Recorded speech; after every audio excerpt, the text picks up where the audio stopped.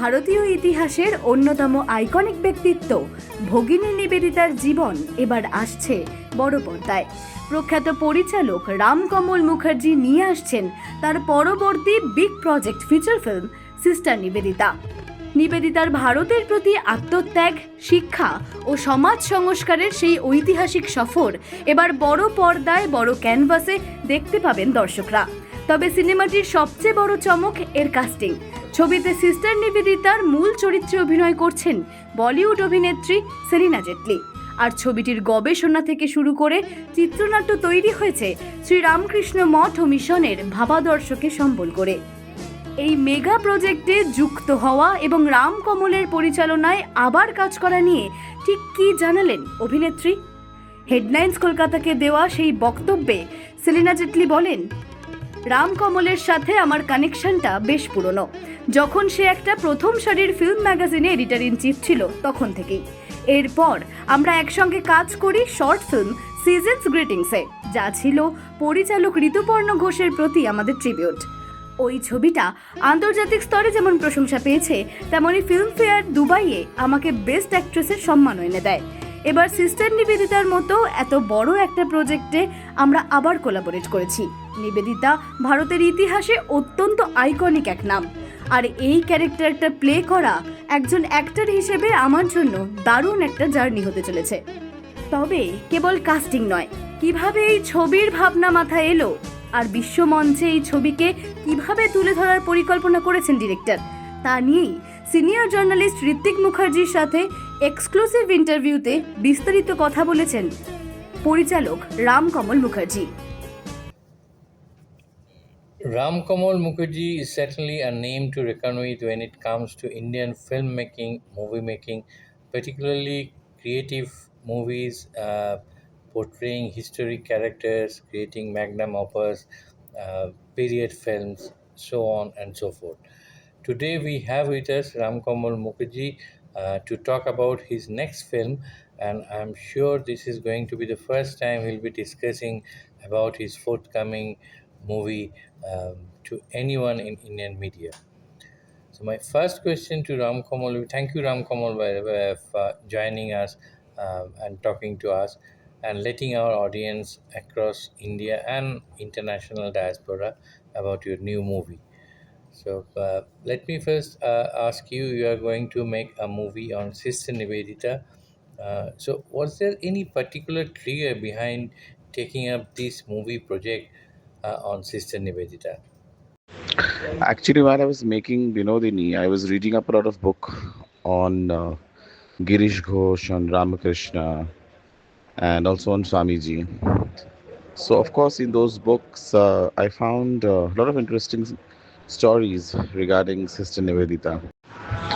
I felt that it's been a while that we have not seen Sister Nivedita on screen. The only and the most earliest work that is on record is of Arundhati Devi's Bengali film, I think somewhere in 1960s. And after that, I don't think so. Sister Nivedita was ever being portrayed on celluloid, and her story was never being told nationally. So that triggered me to kind of tell her story, that how Margaret Elizabeth Noble, somebody from Ireland, traveled all the way from a different country and stayed here and spent her entire life in India and contributed to the social reform and India's freedom movement, and also found solace and peace in spirituality.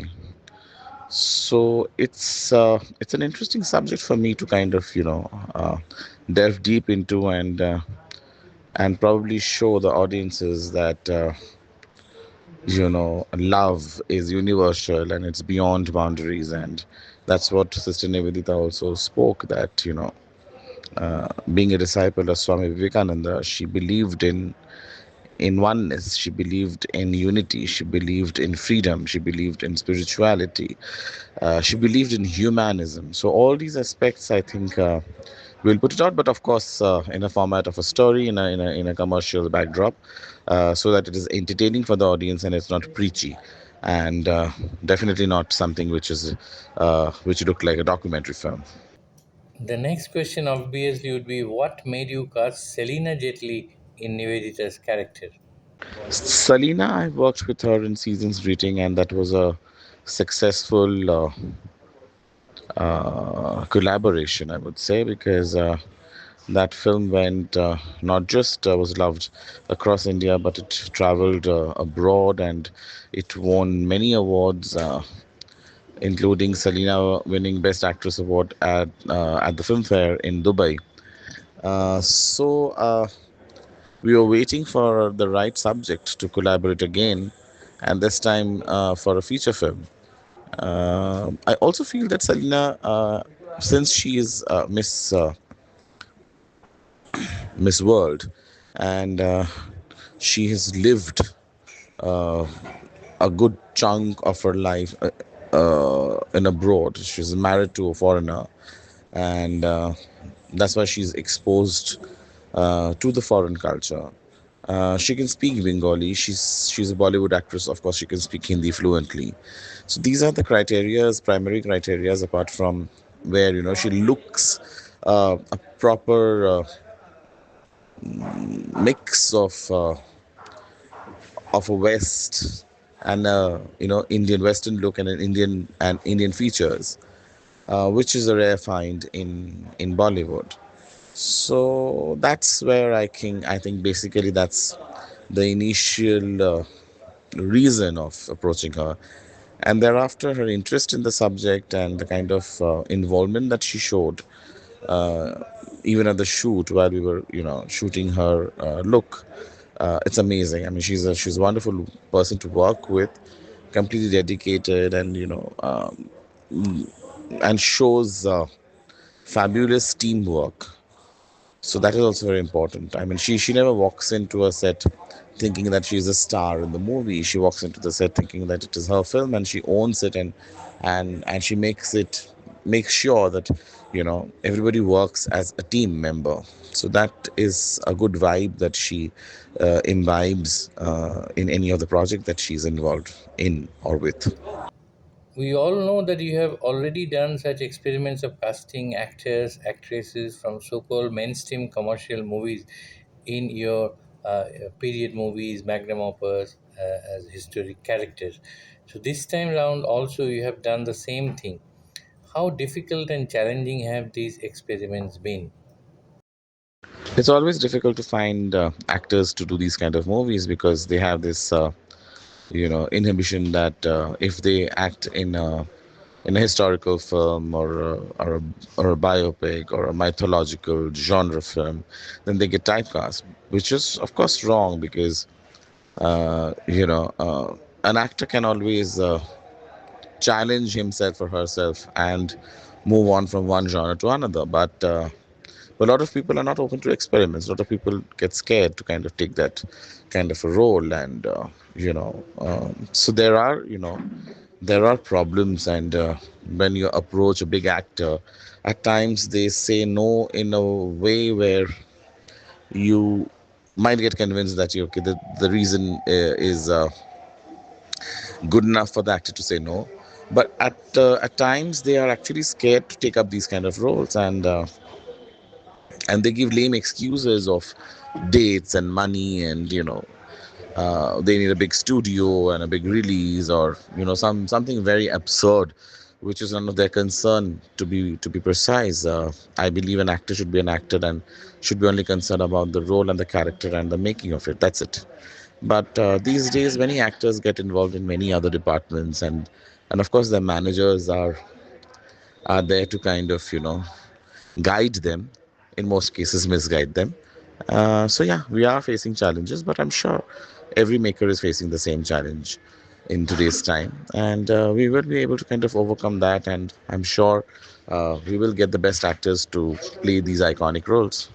Did you have any particular audience at the back of your mind? I don't make film for selected audience. I make film for everyone. In fact, not just Indian but beyond India. So my audience is global, and I would want all of them to see this film and know about this lady, because that's what I said, that I am trying to make an entertaining film the content which will keep the audiences engaged while they're watching the film.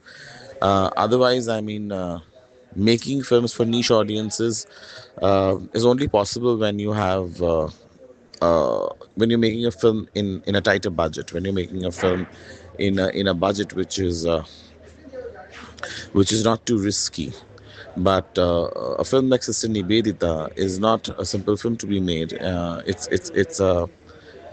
It's a high cost product, and for that you need to also focus on the commercial aspect of storytelling, and make sure that all kinds of audiences gets intrigued and watches the film. So yeah, it's for all.